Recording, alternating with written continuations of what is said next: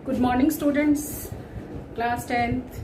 कैसे हैं आप सब? I hope you all are well और आप लोग की स्टडीज प्रॉपर चल रही होंगी।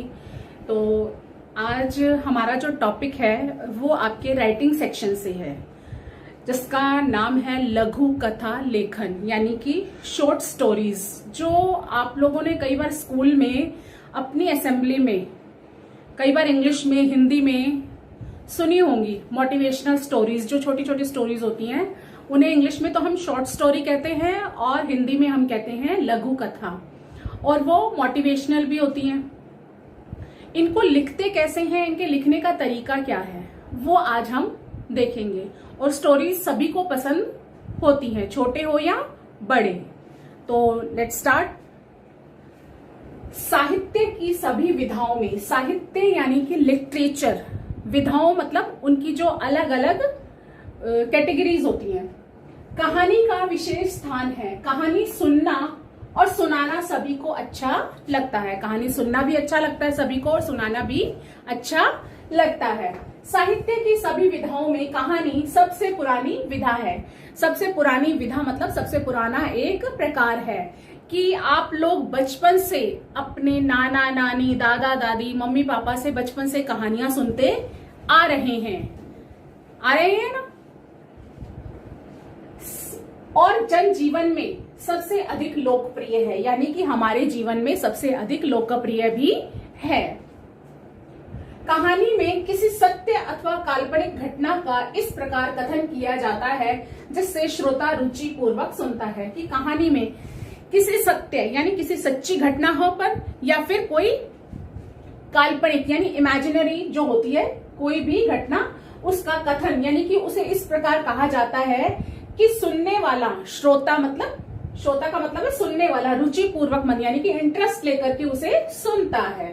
इसलिए कहानी में एक कहने वाला, एक कहानी कहने वाला और एक कहानी सुनने वाला अवश्य होता है।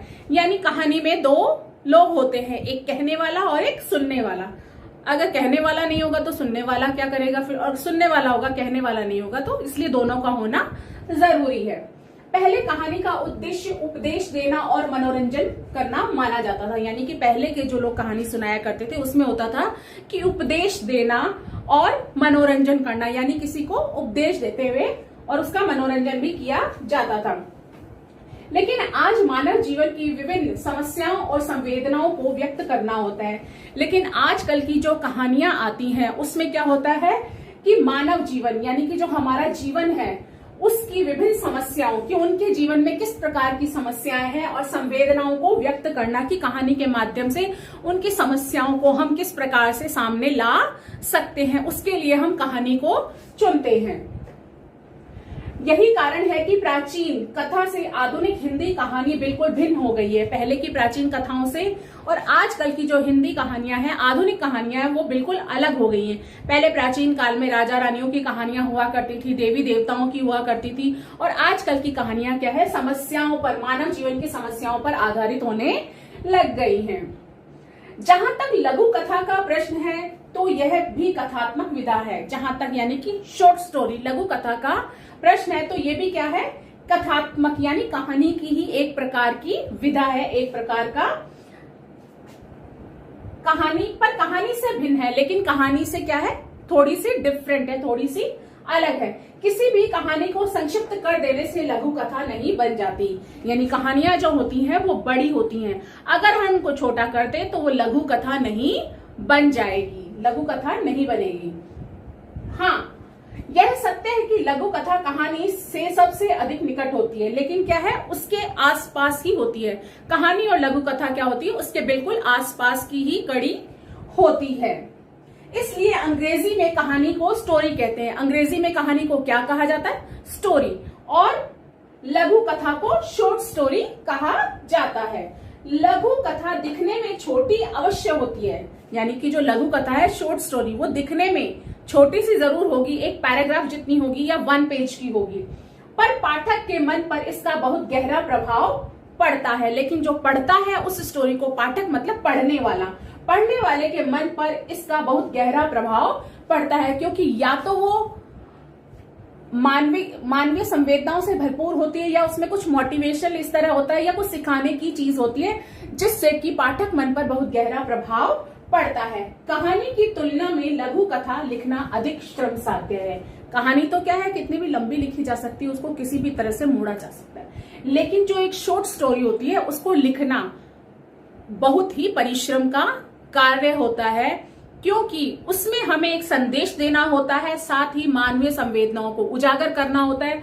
बहुत से तथ्य हैं जो छोटी सी कहानी में हमें कम शब्दों में समाहित करने होते हैं।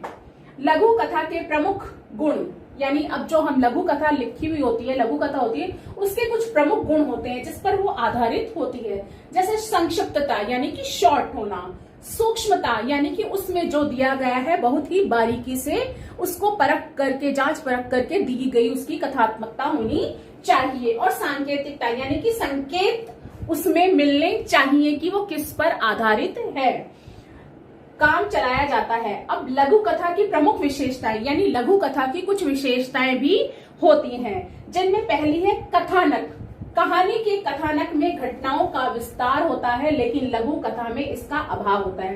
कथानक यानी कि जो कहानी का मूल है उसमें जो है घटनाओं का विस्तार होता है, यानी घटनाएं जो होती है विस्तृत रूप में होती हैं, लेकिन लघु कथा में इस चीज का अभाव होता है। लघु कथा में उसे शॉर्ट में दिया जाता है।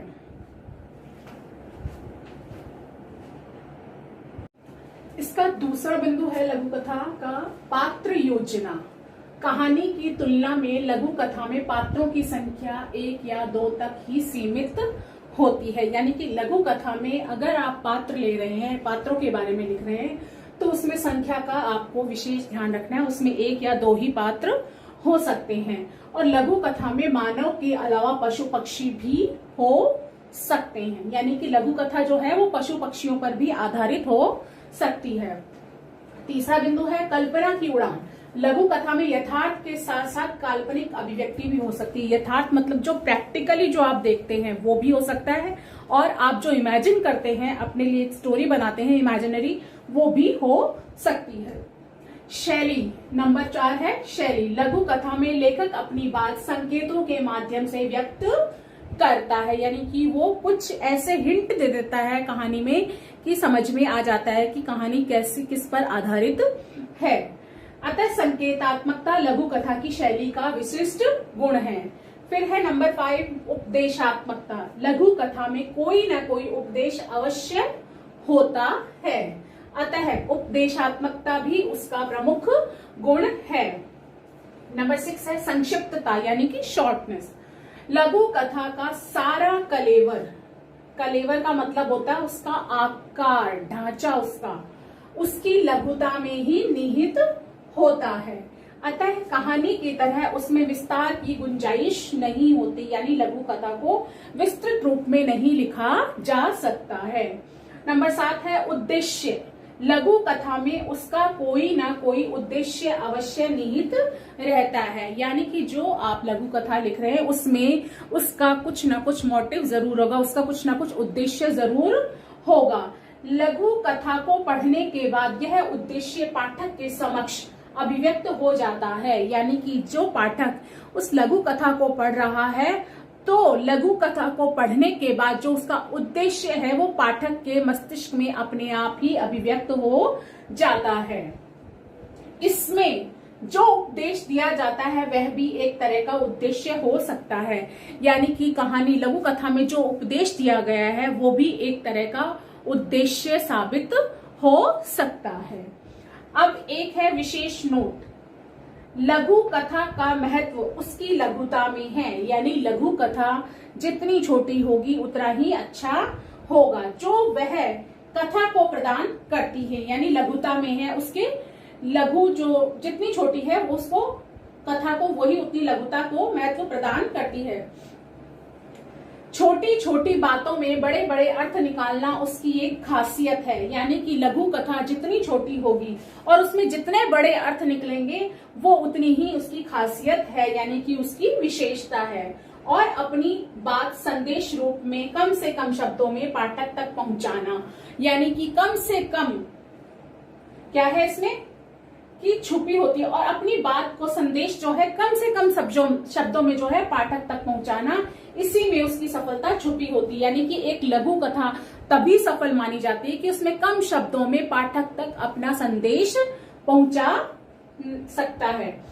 लघु कथा का सौंदर्य उसकी अपनी शैली है, अपनी बनावट है, कसावट है, कथ्य और शिल्प में ही निहित होता है। यानी कि लघु कथा का जो सौंदर्य है उसकी शैली, बनावट, कसावट, कथ्य और शिल्प में निहित होता है।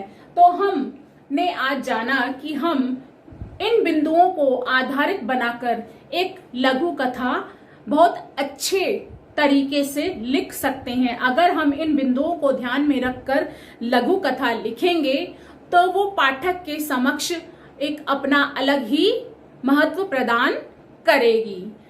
तो अब आज हमने जाना कि हम लघु कथा लेखन किस प्रकार कर सकते हैं।